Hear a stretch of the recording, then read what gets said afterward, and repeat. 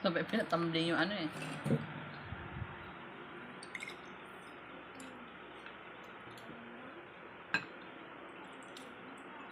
Nana.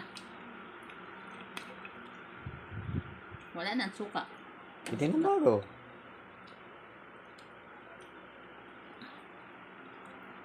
Ano pala to, sili, bawang, tapos expired na pala ito, mami. Expired na? January 24 pa. February na ngayon. Oh. Ayun, expired na. 2025. Nga. Hmm. Ano to? Paano basahin to? Yan. Saan? Yun, yung pag expired na binasa mo. Paano basahin to? Para malaman mo expired. Ito?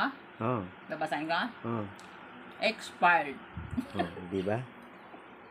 Expired nga. Oh. Expired na daw, tingnan nyo. Oo. Ah.